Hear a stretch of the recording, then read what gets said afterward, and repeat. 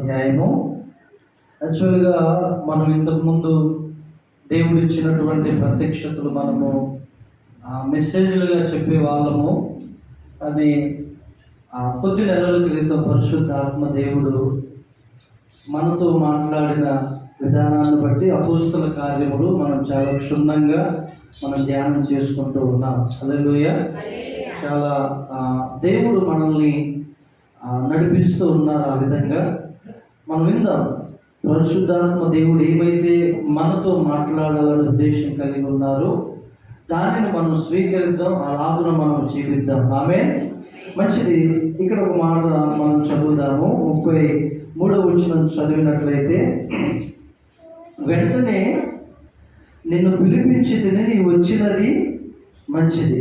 ప్రభువు నీకు ఆజ్ఞాపించినవన్నీ వినుటకై ఇప్పుడు మేమందరము దేవుని ఎదుట ఇక్కడ కూడి ఉన్నామని చెప్పాను. ఈ మాట అంటుంది ఎవరండి? కొర్నేలి. మేమందరము అంటున్నారంటే కొర్నేలి, అలాగే బంధువులు, ముఖ్య స్నేహితులు అందరినీ పిలిపించుకున్నాడు. మీరు చూడండి, కొర్నేలి అనేటటువంటి వ్యక్తి ఒక ఉన్నత హోదాలో ఉన్నటువంటి వ్యక్తి. అతడు దేవునికి ఎంతగా విధేయత చూపుతున్నాడంటే, దేవుడు ఏదో మాట్లాడాలని మీరు ఒకసారి ఆలోచించండి. దేవదూత ద్వారా దేవుడు కొర్నేలితోటి మాట్లాడినాడు. ఏదైనా విషయం ఉంటే అదే దేవదూత కొర్నేలితో విషయం మొత్తం చెప్పొచ్చు కదా, అవునా కదా? చెప్పండి. ఒకవేళ మనం ఈ విధంగా ఆలోచన చేద్దాం. కొర్నేలి దేవుని దూత విషయం అంతా, నేనే దేవుణ్ణి, లేకపోతే ఇలాగనేసి సువార్త దేవదూత ఒకవేళ ప్రకటించి ఉంటే ఏం జరిగి ఉండేది? ఇక్కడ దేవుడు కొంతమంది వ్యక్తుల్ని తన బిడ్డలను ఏర్పరచుకున్నాడు. హల్లెలూయా, హల్లెలూయా. అందుకనే దేవదూత డైరెక్ట్గా మాట్లాడినప్పటికీ సంపూర్ణమైనటువంటి సందేశము కొర్నేలికి ఇవ్వలేదు. అక్కడ ఒక వ్యక్తి ఉన్నాడు, సీమోన్ అనేటటువంటి చర్మకారుని ఇంట్లో. అతన్ని పిలిపించు, పేతురు అనేటటువంటి, సీమోన్ అనే మారు పేరు కలిగిన పేతుర్ని పిలిపించి, ఆయన్ని పిలిపిస్తే అన్ని నీకు చెప్తాడు అని చెప్పగానే ఇక్కడ అన్నాడు, ప్రభువు నీకు ఆజ్ఞాపించినవన్నీ వినుటకై ఇప్పుడు మేమందరము దేవుని ఎదుట ఇక్కడ కూడి ఉన్నామని చెప్పిన ఈ దినాల్లో క్రైస్తవులకి, దేవుని సంగమా, దేవుని మాట వినేంత సమయం లేదు. వేచి ఉండేటటువంటి దేవుని మాట వినడానికి ఇష్టపడట్లేదు దేవుని ప్రజలు. హల్లెలూయా. అర్థమవుతుందండి?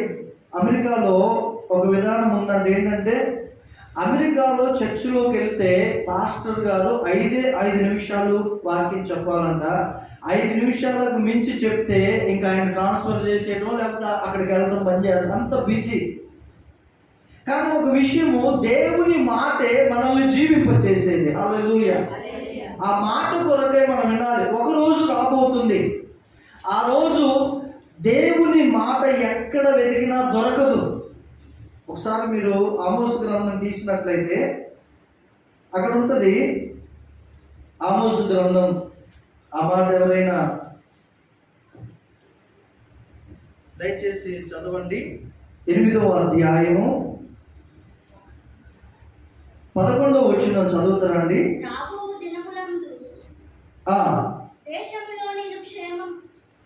క్షామము పుట్టిందును, అది అన్నపానములు లేకపోవట చేత కలుగు క్షామము కాగా, యెహోవా మాటను వినుకపోవుట వలన. చూసారా అండి? అంటే ఇంకా దేవుని వాక్యం ఎక్కడ కూడా దొరకదు రాబోయే దినాల్లో. దానికి ముందుగా కూడా ఒకసారి లూకాసు వార్తలో కనుక మీరు చూసినట్లయితే 1వ అధ్యాయము అక్కడ ఒక మాట రాయబడి ఉంటుంది, లూకాసు వార్త. ఆ తర్వాత 400 సంవత్సరాలు దేవుని మాట ఏ వ్యక్తికి ప్రత్యక్షం కాలేదు, దేవుని స్వరం ఏ వ్యక్తికి ప్రత్యక్షం కాలేదు. కానీ ఇక్కడ లూకాసు వార్తలో కనుక వచ్చినట్లయితే 1వ అధ్యాయము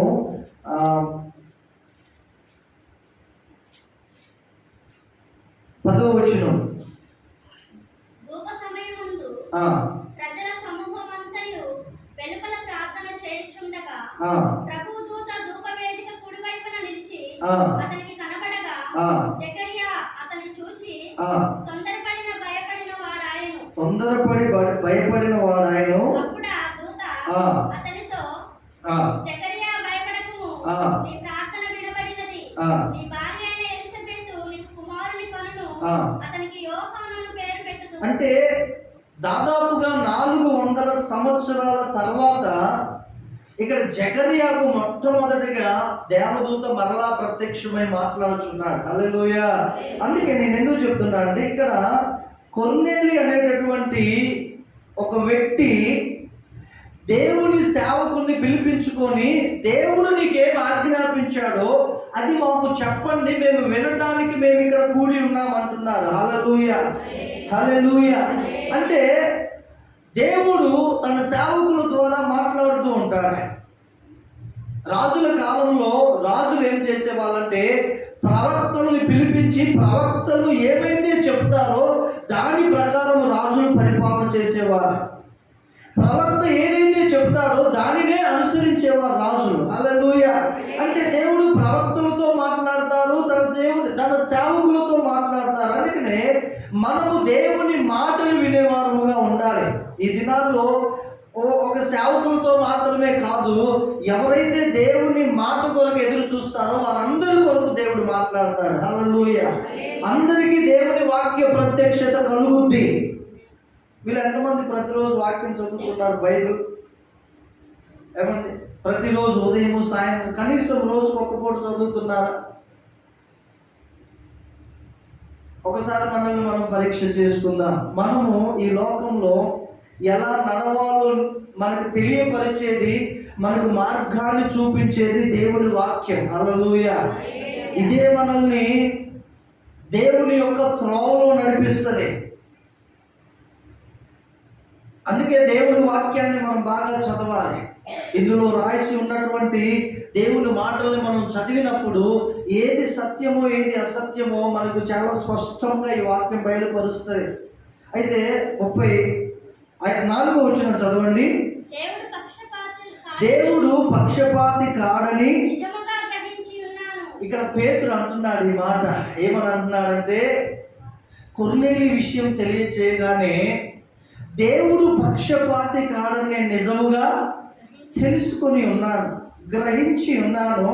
ప్రతి జనములోనూ ఆయనకు భయపడి నీతిగా నడుచుకుని వానిని ఆయన అంగీకరించును. యేసుక్రీస్తు అందరికీ ప్రభువు. ఆయన ద్వారా దేవుడు సమాధానకరమైన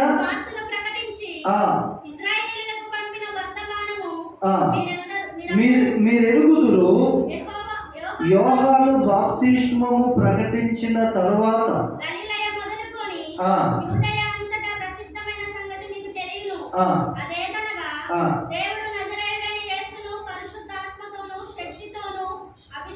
ఇక్కడ చూడండి 35వ వచనంలో 34వ వచనం, దేవుడు పక్షపాతి కాడని నిజముగా. అంటే పేతురు, మీరు గమనించండి, పేతురు ఒక యూదుడు. వీళ్ళు సువార్త ప్రకటించుకుంటూ వెళ్తున్నారు. ఎవరికి? యూదులకే. ఎవరికండి? యూదులకే. అప్పటి వరకు అన్ని జనులకు సువార్త ప్రకటించట్లేదు. అందుకనే ఇక్కడ ఒక మాట అంటాడు 28వ వచనం. అప్పుడు అతడు అంటే పేతురు అన్య జాతి వారితో సహవాసము చేయటేనను అట్టి వారిని ముట్టుకొనుటేనను యూదునికి ధర్మము కాదని మీకు తెలియదు. యేసు ప్రభు కూడా ఒక సందర్భంలో ఒక మాట అంటాడు. ఏమని అంటాడంటే ఒక తల్లి తన కుమార్తెను, అంటే దయ్యము పట్టిన కుమార్తెను తీసుకొని వస్తాడు. మార్కు సువార్తలో, మత్తయి సువార్తలో కూడా వచ్చినప్పుడు, అయ్యా నా కుమార్తెను బాగు చేయి, అది దెయ్యం పట్టింది, చాలా చికాకు చేస్తుంది, చచ్చిపోయేటట్లుంది, బాగు చేయి, లేకపోతే మీరు వచ్చి దాన్ని ముట్టండి అని చెప్తే యేసు ప్రభు అంటారు. ఏమంటారు చెప్పగలరు ఆ మాట? పిల్లల రొట్టె తీసి కుక్క పిల్లలకు వేయట యుక్తము కాదని. అయితే ఆ స్త్రీ అంటది, అయ్యా కుక్క పిల్లలు కూడా తమ యజమానుని బల్ల మీద నుండి పడే మొక్కలు తినును కదా. అప్పుడు ఆయన అంటాడమ్మా, నీ విశ్వాసము గొప్పది, నీవు కోరినట్టే నీకు అవునుగా కనగానే అదే క్షణంలో తన కుమార్తెను దయ్యం వదిలిపోయింది. హల్లెలూయా. అంటే ఇంకొక సందర్భంలో కూడా ప్రభు చూడండి, ఆ స్త్రీ అంటది, సమరయ స్త్రీ, అయ్యా నీవేమో యూదుడు, మేమేమో సమరయులము. అంటే ఈ జాతి భేదం అనేది ఆ దినాల్లో ఉంది. అందుకే పేతురు అంటున్నాడు, దేవుడు పక్షపాతి కాడని నిజముగా గ్రహించి ఉన్నాను. ఎందుకు గ్రహించి ఉన్నాను అన్నాడంటే, అతను ఒక దర్శనం జ్ఞాపకం చేసుకుంటున్నాడు. ఏంటి ఆ దర్శనం అంటే, 4 చెంగులతో దింపబడినటువంటి చతుస్పాద జంతువులు. అయ్యా అపవిత్రమైనవి, నిషిద్ధమైనవి ఎన్నని నేను ముట్టలేదు అంటాడు పేతురు. ఓహో, ఆ దర్శనం ఇచ్చింది దేవుడు ఈ అన్య జాతి వారిని రక్షణలోనికి నడిపించడానికి అని పేతురు అనుకున్నాడు. దేవుడు నిజముగా పక్షపాతి కాడని గ్రహించి ఉన్నానని ప్రతి జనములోనూ ఆయనకు భయపడి నీతిగా నడుచుకోను వారిని ఆయన అంగీకరించును. దేవుడు ఎవరిని అంగీకరిస్తాడండి? ప్రతి జనములో, అంటే కుల మత భేదము లేదు. ఏ జాతిలోనైతే ఎక్కడైతే ప్రజలు ఆయనకు భయపడి నీతిగా నడుచుకుంటారు, వారిని ఆయన అంగీకరిస్తారు. చూడండి, దినాల్లో దేవుని భయము ప్రజల్లో చాలా తక్కువైపోయింది. దేవుని భయము లేదు. ప్రతి వారు వారికి ఇష్టం వచ్చినట్లుగా జీవిస్తున్నారు. హల్లెలూయా. చూడండి, ఒకసారి దేవుని భయము కలిగిన ఒక వ్యక్తిని గురించి మనం ఒక మాట చదివి మరలా ముందుకెళ్దాం. ఆదికాండము 22వ అధ్యాయం 12వ వచనం చదవండి దయచేసి. ఆదికాండం 22వ అధ్యాయం. ఆయన అంగీకరించాలంటే ఇది కలిగి మనం ఉండాలి. 22వ అధ్యాయం 12వ వచనం, 11వ వచనం నుంచి 11. యెహోవా దూత పరలోకము నుండి అబ్రహామా అబ్రహామా అని అతన్ని పిలిచినందుకు అతడు చిత్తము ప్రభువా అనెను. అప్పుడు ఆయన,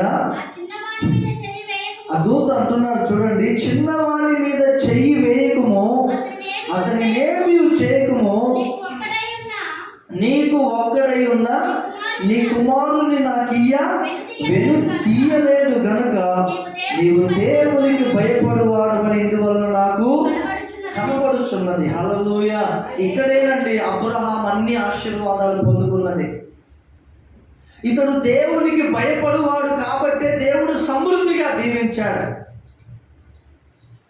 ఒక విషయం అండి, దేవునికి భయపడే వ్యక్తి జీవితంలో దేవుడు ఏదైతే ఆశీర్వాదాలు దాచి ఉంచాడో వాటన్నిటిని ఆ వ్యక్తికి దేవుడు ఇస్తాడు.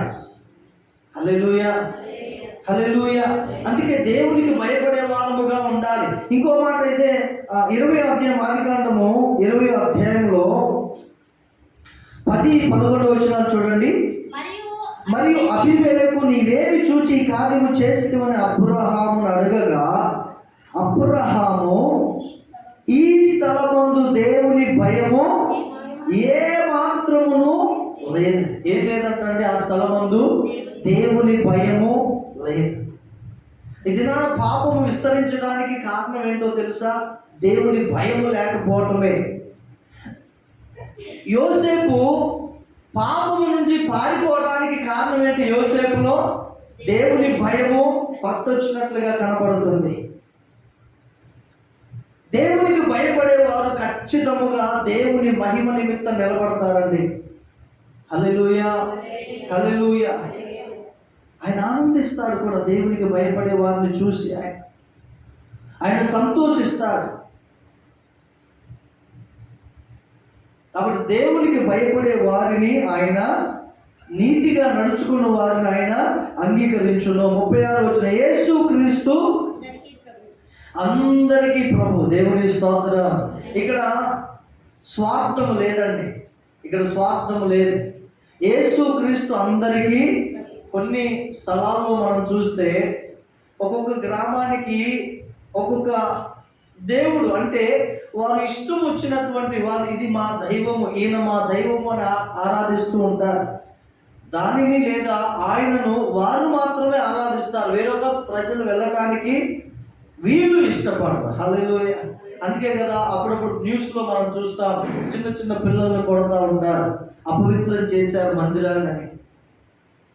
నిజమా కాదా? కానీ ఇక్కడ ఏమంటున్నాడండి ప్రభు? యేసుక్రీస్తు అందరికీ ప్రభు. ఆయన సెలెక్టెడ్ పీపుల్స్ మాత్రం కాదండి, ఆయన అందరికీ ప్రభు. ధనికులకు ఆయనే ప్రభు, బీదలకు ఆయనే ప్రభు. ఏమంటే నల్లగా ఉన్న ఆయనే ప్రభు, తెల్లగా ఉన్న ఆయనే ప్రభు, అందరికీ ఆయనే ప్రభు. యేసుక్రీస్తు అందరికీ ప్రభు. ఆయన ద్వారా దేవుడు సమాధానకరమైన సువార్తను ప్రకటించి ఇశ్రాయేలులకు పంపిన వర్తమానం మీరు ఎరుగుదురు. 37వ వచనం, యోహాను బాప్తిస్మం ప్రకటించిన తర్వాత గలిలయ మొదలుకొని యూదయ ఎందంతటా ప్రసిద్ధమైన సంగతి మీకు తెలియను. అదేదనగా దేవుడు నజరేయుడైన యేసును పరిశుద్ధాత్మతోను శక్తితోను అభిషేకించెనన్నది దేవుడు ఆయనకు తోడై ఉండెను గనుక ఆయన మేలు చేయుచు అపవాది చేత పీడింపబడిన వారినందరినీ స్వస్థపరచుచు సంచరించుచుండెను. హల్లెలూయా. ఇక్కడ పేతురు ఆ యొక్క కొర్నేలితో అంటున్నాడు ఏమనంటే, యోహాను బాప్తిస్మం ఇచ్చినది మొదలుకొని మీరు ఎరుగుదురు కదా, ఆయన్ను ఆ సువార్తను మీరు ఎరుగుదురు కదా. యేసు ప్రభువునికి, ఇప్పుడు యేసు ప్రభువుకు బాప్తిస్మం ఇచ్చింది ఎవరు? యోహాను. ఆ దినం నుంచి ఇక్కడ అంటున్నాడు ఏమనంటే, యోహాను బాప్తిస్మం ఇచ్చినది లేదా బాప్తిస్మం ప్రకటించిన తర్వాత గలిలయ మొదలుకొని యూదయ అంతటా ప్రసిద్ధమైన సంగతి మీకు తెలియదు. ఏంటయ్యా అదంటే, గలిలయ మొదలుకొని యూదయ వరకు దేవుడు అందరినీ స్వస్థపరిచాడు, ఆయన యొద్దకు వచ్చిన వారందరినీ. హల్లెలూయా. ఇంకేమంటున్నాడు? దెయ్యముల చేత అపవాది చేత పీడింపబడిన వారందరినీ స్వస్థపరచుచు సంచరించుచుండెను. ఈ మాట మీరు జాగ్రత్తగా గమనించండి. పీడింపబడటం అంటే, ఇప్పుడు జ్వరం వచ్చి తగ్గిపోవటం వేరు, అపవాది చేత పీడింపబడటం అంటే ఒక కుటుంబంలో ఏదైనా ఒక వ్యాధి, ఒక సమస్య, ఇంకేదైనా ఒకటి ఉంది అని అంటే అది పోవట్లేదు అంటే దెయ్యము వారిని పీడిస్తుంది అని అర్థం. వారిలో ఆర్థికమైన ఎదుగుదల ఉండదు, కుటుంబంలో మనశ్శాంతి ఉండదు, ఏమంటే కుటుంబంలో నెమ్మది ఉండదు, చాలా ప్రయాసపడతారు కానీ చిల్లుబడ్డ సంచిలో వేసినట్లుగా ఉంటుంది. హల్లెలూయా. పీడిస్తూ ఉంటుంది.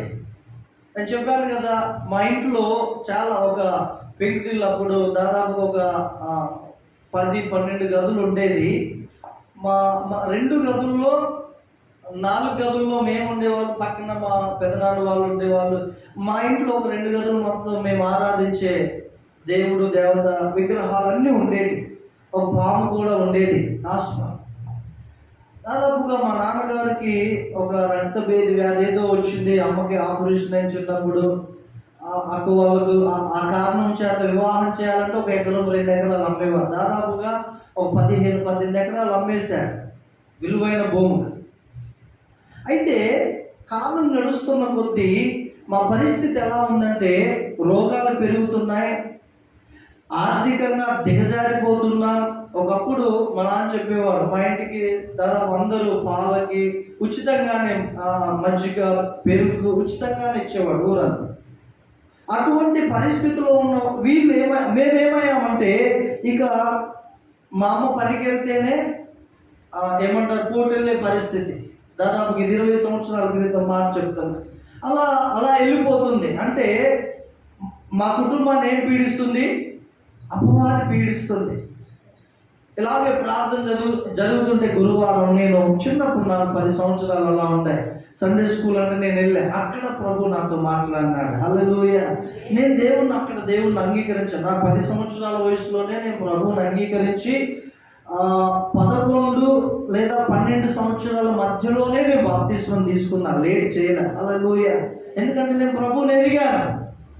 అప్పటి నుంచి మా కుటుంబంలో దరిద్రం అనేది స్టాప్ అయ్యి ఉన్న దాని నుంచి అభివృద్ధి పొందడం దేవుడు నేను చూశాను నా కళ్ళారా. హల్లెలూయా. హల్లెలూయా. ఎన్నో దెయ్యాలు పీడిస్తూ ఉండేది. రోగాలు తగ్గాయి. మా జీవితంలో నిజమైన సంతోషం నేను మందిరానికి వెళ్ళిన దినం నుంచి మేము అనుభవిస్తున్నాం. హల్లెలూయా. అపవాది చేత పీడింపబడుతూ ఉన్నవారిని, అంత సామాన్యంగా కొన్ని కుటుంబాలు బాగానే ఉన్నట్టుంటాయి కానీ కుటుంబంలో నెమ్మది ఉండదు, సంతోషం ఉండదు. కారణం ఏంటయ్యా? గొడవలు ఉంటాయి. కారణం ఏంటయ్యా అంటే అపవాది వారిని పీడిస్తూ ఉంటది. దానికి అదొక సంతోషం, ఆనందం. వారిని నాశనం చేయడమే అపవాది సంతోషం. ఇక వాళ్ళు ఆ స్థితిలో నుంచి రాలేరు. ఎప్పుడైతే వారు యేసు ప్రభువుని అంగీకరిస్తారో ఆయనే ఆ శాపము నుంచి వారిని విడిపిస్తాడు. హల్లెలూయా, హల్లెలూయా. పీడింపబడిన వారిని మీరు ఉదాహరణకు చూస్తే మార్కు సువార్త ఒకసారి చూడండి, 9వ అధ్యాయం 21వ వచనం. గలిలయ మొదలుకొని ఏమన్నాడండి అక్కడ పేతురు? 9వ అధ్యాయం చదవండి, 21వ వచనం. అప్పుడు ఆయన అక్కడ ఒక మూర్ఛ వ్యాధి కలిగిన కుమారుని ఒక తండ్రి తీసుకొచ్చాడు. ఎక్కడికి? అప్పుడు యేసు ప్రభువు, పేతురు, యోహాను, యాకోబు ఎక్కడున్నారా అంటే అక్కడ కొండ మీద ఉన్నారు. రూపాంతరం చెంది అక్కడ ఉండి బయలుదేరి వస్తున్నారు. ఈ లోపుగా మిగిలిన 9 మంది శిష్యుల దగ్గరికి ఈ తండ్రి ఈ వ్యక్తిని తీసుకొస్తే ఆ దెయ్యాన్ని వెళ్ళగొట్టలేకపోయారు. అప్పుడు యేసు ప్రభు రాగానే వాడి పరిస్థితి అంతా చెప్తాడు. వీరికి సంభవించి అడుగగా ఎప్పటి నుంచి అంటండి? ఎప్పటి నుంచి? బాల్యము నుండియే.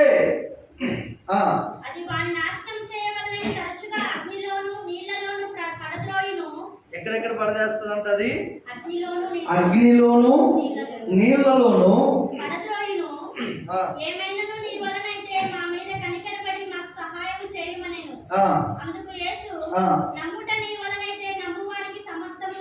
చాలు, ఇక్కడ చూడండి, నమ్ముట నీ వలనైతే.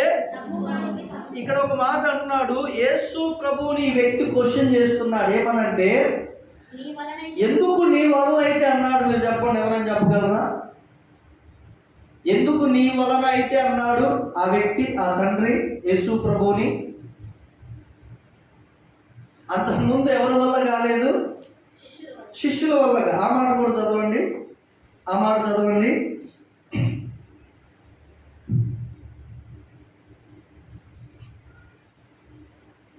ఎక్కడుంది ఆ మాట? 14వ వచనం చదవండి.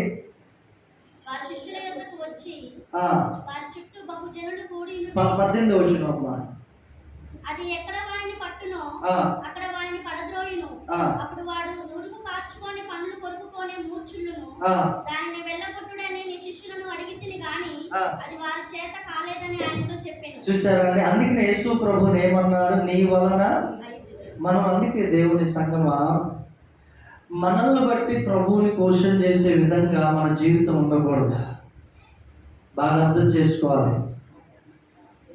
మనల్ని బట్టి దేవుడు నిజముగా వీరు దేవుడు గొప్పవాడు, వీళ్ళ జీవితంలో కార్యం చేసిన దేవుడు, వీళ్ళు ప్రార్థిస్తే ఆశీర్వదించిన దేవుడు, మనము కూడా ప్రార్థిస్తే మనల్ని ఆశీర్వదిస్తాడు అనేటటువంటి నమ్మకమే వాళ్ళు పుట్టాలి. కానీ నిజముగా నీ వలన అయిద్దయ్యా అని క్వశ్చన్ చేసే విధముగా మన జీవితం ఉండకూడదు. హల్లెలూయా. నీ వలన ఏమైనా అయితే మా మీద కనికరపడి.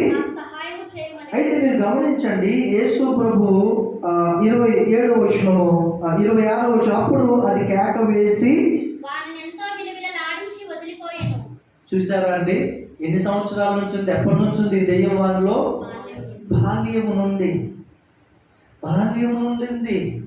కొన్ని కుటుంబాల్లో కొంతమంది వ్యక్తుల్లో ఏమంటే చిన్నప్పటి నుండి సమస్యలు ఉంటుంది, రోగం ఉండదు, తరచుగా వస్తూ ఉంటాయి రోగాలు. కారణం ఏంటంటే కొన్ని దెయ్యాలు వారిని పీడిస్తూ ఉంటాయి. యేసు ప్రభు ఈ 3.5 సంవత్సరాలు ఏం చేశాడయ్యా అంటే ఆయన యూదయ మొదలుకొని గలిలయ సమరయ ఆ ప్రాంతములంతటా ఆయన చేసింది మీకు తెలుసు కదా అంటున్నాడు 35వ వచనంలో. ఏం చేశాడు ఆయన? అపవాది చేత పీడింపబడిన వారినందరినీ స్వస్థపరచుచు సంచరించుచుండెను. 39వ వచనం. ఆయన యూదుల దేశమందును యెరూషలేమునందును. చూసారా అండి ఎన్ని అద్భుతాలు చేశాడు యేసు ప్రభు. ఆయనను వారు రానును వేలాడదీసి చంపిరి. మీకు ఒక క్వశ్చన్ ఇస్తున్నాను, మీరు చెప్పండి. యేసు ప్రభుని రానున వేలాడదీసి చంపడానికి గల ప్రధాన కారణం ఎవరైనా చెప్పగలరా? ఏమైనా పాపం ఉంది ఆయనలో? లోపల ఉన్నది ఏమైనా లేదు. లాస్ట్కి వాళ్ళన్న క్వశ్చన్ ఏంటంటే, వీడు తాను దేవుడు అని చెప్పుకొని ఉన్నాడు, అందుకనే సిలువ వేయండి అంటున్నారు. ఏమని చెప్తే సిలువ వేయమంటున్నారు? తాను దేవుడు అని. అదొక్కటే కారణం. హల్లెలూయా. ఒకవేళ ఇప్పుడున్న పరిస్థితుల్లో ఎంతమందిని సిలువ వేయాల్సి వచ్చేదా? అర్థం కాదా? ఎన్ని కోట్ల మందిని సిలువ వేయాల్సి వచ్చేదా యూదులు? అదే కారణం, వేరొక కారణము లేదు. 40 వచనము, దేవుడు ఆయనను 3వ దినమున లేపి ప్రజలకందరికీ కాక దేవుని చేత ముందుగా ఏర్పరచబడిన సాక్షులకే, అనగా ఆయన మృతులలో నుండి లేచిన తరువాత ఆయనతో కూడా అన్నపానములు పుచ్చుకొనిన మాకే ఆయన ప్రత్యక్షముగా కనబడినట్లు అనుగ్రహించెను. హల్లెలూయా. ఇదియుగాక దేవుడు సజీవులకును మృతులకును న్యాయాధిపతినిగా నియమించిన వాడు ఈ యేసే అని ప్రజలకు ప్రకటించి దృఢ సాక్ష్యం ఇవ్వాలని మాకు ఆజ్ఞాపించెను. ఇప్పుడు యేసు ప్రభు శిష్యులకి ఎన్నిసార్లు కనపడ్డాడండి? 7 సార్లు. ఎన్నిసార్లు కనపడ్డాడు? ముమ్మారు కనపడ్డాడు. అవునా కాదు? ఒకసారి యోహాను సువార్త ఒకసారి చదవండి. 20వ అధ్యాయం 19వ వచనం చదవండి. 20వ అధ్యాయం 19వ వచనం. మొట్టమొదటిగానేమో 20వ అధ్యాయంలో చదవండి. ఆదివారము 19వ వచనం. ఆదివారం సాయంకాలమున శిష్యులు యూదులకు భయపడి తాని కూడి ఉన్న ఇంటి తలుపులు మూసుకొని ఉండగా యేసు వచ్చి మధ్యన, ఇది మొదటిసారి శిష్యులకు కనపడింది నేను చెప్తున్నాను. అక్కడున్న పరిస్థితి చాలా భయంకరంగా ఉంది. యూదులు వచ్చి మనల్ని కూడా చంపేస్తారేమో అని ఇప్పుడు 3.5 సంవత్సరాలు ప్రార్థన చేశారు, ఆరాధించారు, దేవుని స్తుతించిన వారు ఉన్నట్టుండిగా ఒకేసారి బంద్ చేయాలంటే ఎవరి వలన కాదు. అందుకనే ఈ మిగిలిన శిష్యులు 11 మంది ఏం చేశారు అని అంటే, ఒక ఇంట్లో తలుపులు వేసుకొని ప్రార్థన చేస్తున్నారు, భయపడిపోతున్నారు. వారి మధ్యలో యేసు ప్రభు ప్రత్యక్షమైనారు. తర్వాత 26వ వచనం చదవండి.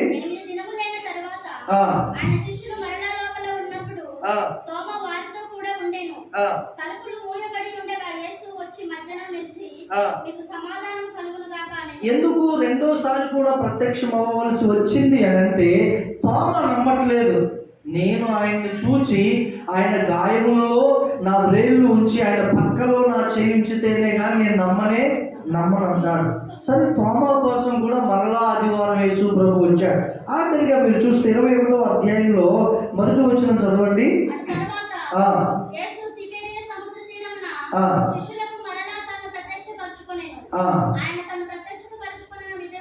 చూసారా, 3 సార్లు యేసు ప్రభు శిష్యులకు ప్రత్యక్షమయ్యాడు. ఆ తర్వాత 40 దినములకు ఆరోహణం అయిపోయేటప్పుడు అక్కడ 500 మంది కంటే ఎక్కువ ఉన్నారు, అందరూ చూశారు. హల్లెలూయా.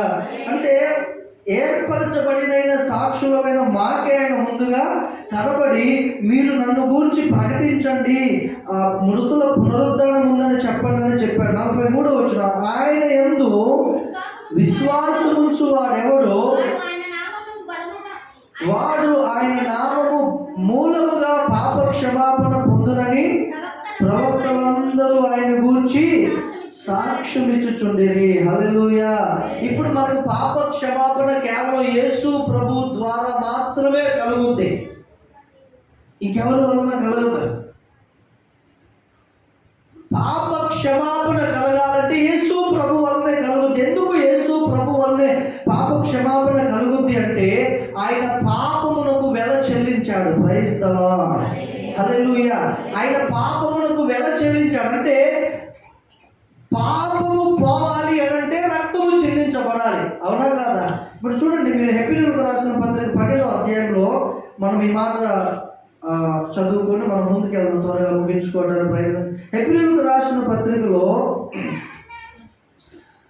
10వ అధ్యాయం అక్కడ చూడండి, 9వ అధ్యాయంలో 22వ వచనం.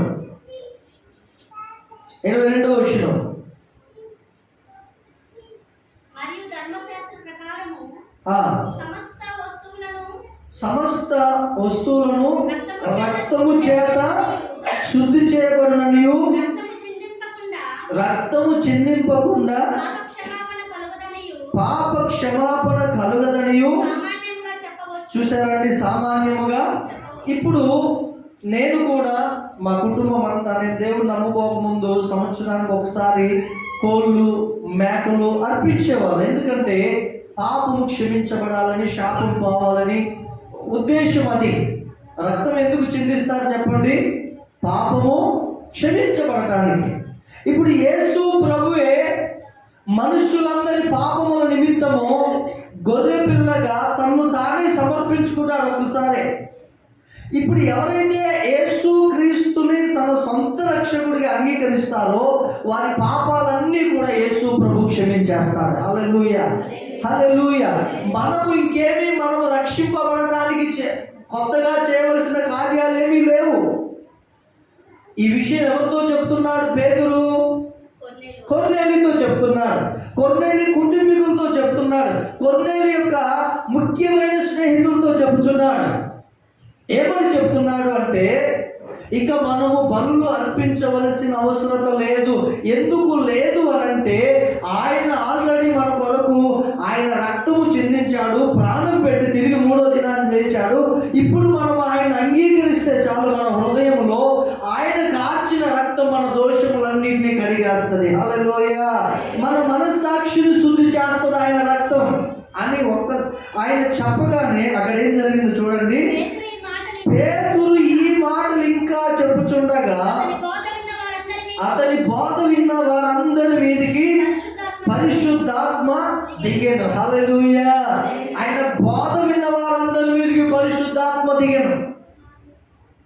ఆమె ఈ మాట వచ్చింది కాబట్టి చెప్తాను. నేను ఆ ప్రాంతంలో నేను బైబిల్ కాలేజీ చేస్తున్నటువంటి సమయంలో ఒక దినాన బుధవారం దేవుని సేవకుడు వాక్యం ప్రకటిస్తున్నారు.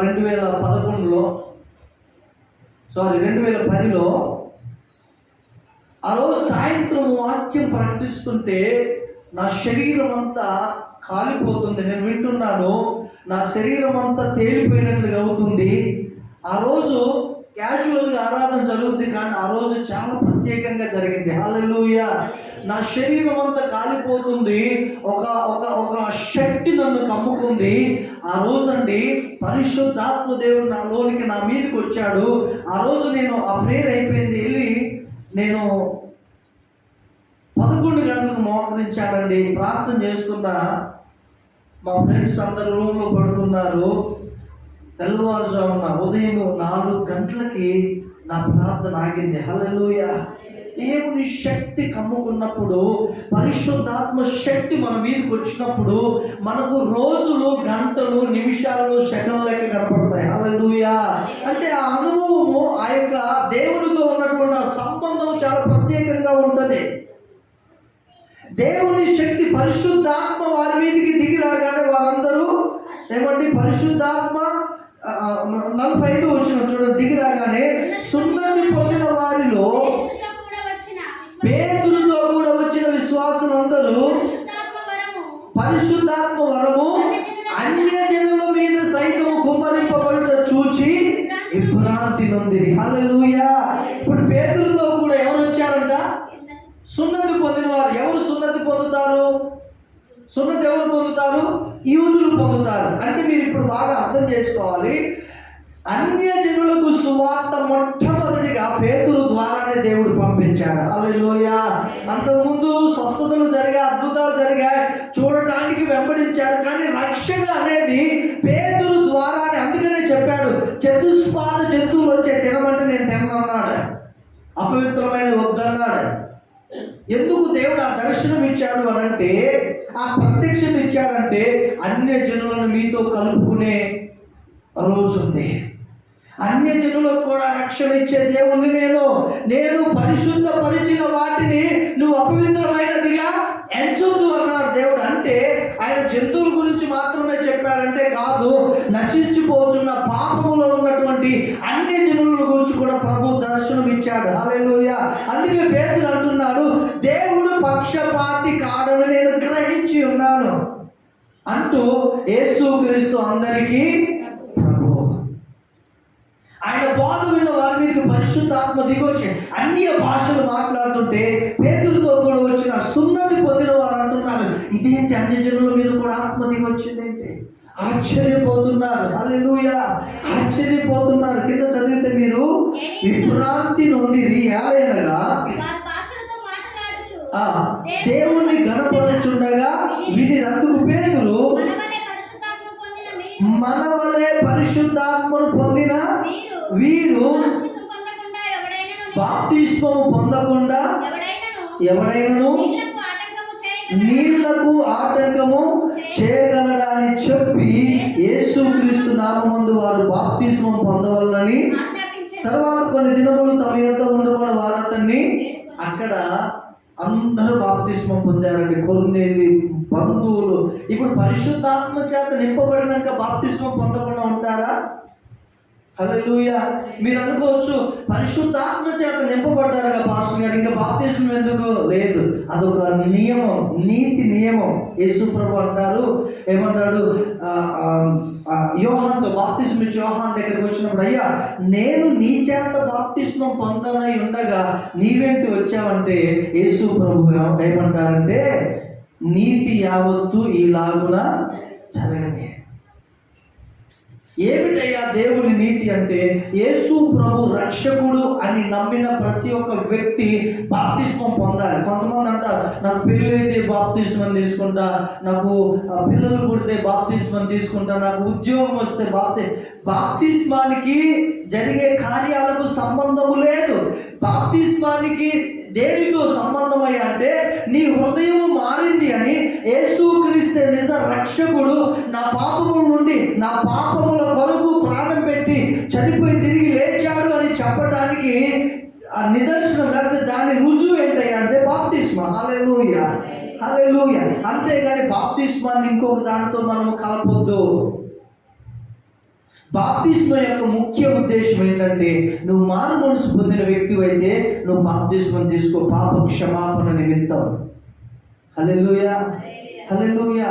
బాప్తిస్మం అంటే చాలా మంది వెనక అమ్మో ఏదో పెద్ద బరువు మీద పెడుతున్నారు అనుకుంటారు. కాదండి, నేను చెప్పానుగా, నా 11వ ఏట నేను బాప్తిస్మం తీసుకున్నా. ఎవరికి తెలియదు, మా ఇంట్లో అప్పుడు ఎవరు రక్షణ పొందలేదు, అసలు చర్చికి వెళ్ళనిచ్చేవాళ్ళు కాదు, దొంగతనంగా మందిరానికి వెళ్ళేవాళ్ళని నేను. ప్రభు నా హృదయంలో పుట్టాడండి. ఒక దినాన ఒక్క వ్యక్తిలో యేసు ప్రభు పుట్టిన తర్వాత వారి జీవితాంతం ప్రభు వారిని నడిపిస్తాడు. హల్లెలూయా, హల్లెలూయా. కొర్నేలింటి వారందరూ బాప్తిస్మం పొందారు, రక్షణ పొందారు. ఆఖరి వచ్చిన ఏముందండి, యేసుక్రీస్తు నామమందు వారు బాప్తిస్మం పొందవలనని ఆజ్ఞాపించెను. తర్వాత కొన్ని దినములు తమ యొద్ద ఉండమని వారు అతన్ని వేడుకొనేది. హల్లెలూయా. ఈ కార్యము మనం వచ్చే ఆదివారం మనం ధ్యానం చేసుకుందామండి. ఈ కార్యము హల్లెలూయా, హల్లెలూయా. ఈ కార్యము యెరూషలేము అంతటా తెలిసింది. యూదులే ఆశ్చర్యపోయారు. యూదులు మాత్రమే కాదు, ఎంతమంది అయితే యేసు ప్రభు సేవకులు యూదుల్లో ఉన్నారో, ఎవరు పేతురు గాక యోహాను, ఇంకా ఆంద్రేయ, తోమ, వీళ్ళందరూ ఉన్నారు కదండి. వీళ్ళంతా ఆశ్చర్యపోయారు, ఇదే అన్ని జనులు రక్షణ పొందడం ఏంది, మనోడు వెళ్ళి వారితో కలిసి భోజనం చేసి, ఇది చాలా పెద్ద గొడవ అయిపోయింది. వచ్చే ఆదివారం చాలా క్లుప్తంగా మనం ధ్యానం చేసుకుందాం. హల్లెలూయా. కాబట్టి బాప్తిస్మం అనేది నీ హృదయ వ్యక్తిగత రక్షణకు ప్రాముఖ్యం. ఇప్పుడు మనం బస్సులో వెళ్తే, ట్రైన్లో వెళ్తే, ఫ్లైట్లో వెళ్తే టికెట్ ఎలాగో మనకు ఇంపార్టెంటో, మనకు రిజర్వేషన్, మనకు ఏదైతే ఆధారమో అది మనం తీసుకెళ్తాం. మనం పరలోకం వెళ్ళాలి అని అంటే మనకు ఆధారం బాప్తిస్మమే. హల్లెలూయా.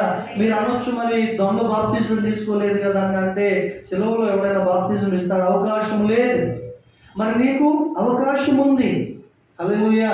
కొన్నిసార్లు కొంతమంది ఇలాగున మాట్లాడుతూ ఉంటారు, సిలువలో దొంగ మరి బాప్తిజం పొందలేడుగా, మరి నేరుగా పరదేశం వెళ్ళాడుగా అంటే, దొంగ మారు మనసు పొందింది ఎక్కడ? సిలువలోనే. అంతకుముందు పొందాడా? ఇంకా చచ్చిపోతాడు అనగా యేసు ప్రభు మాటలని, ప్రేమను, ఆయన పరిశుద్ధతను చూచి ఏనే నిజమైన దేవుడని ఒక వ్యక్తి అంగీకరించాడు. మరి నీకు అవకాశం ఉంది, అయినా కానీ నువ్వు ఇంకా వాయిదాలు వేసుకుంటూ వెళ్తున్నావు అని అంటే, నీవే ఒక దినాన దేవుడికి లెక్క అప్పగించాలి. ఆమె కళ్ళు మూసుకుందాం, ప్రార్థన చేద్దాం. కళ్ళు మూసుకొని ప్రార్థన చేద్దాం కొద్ది నిమిషాలు. Hallelujah. Thank you lord. Hallelujah. ప్రియ దేవుని సంగమా,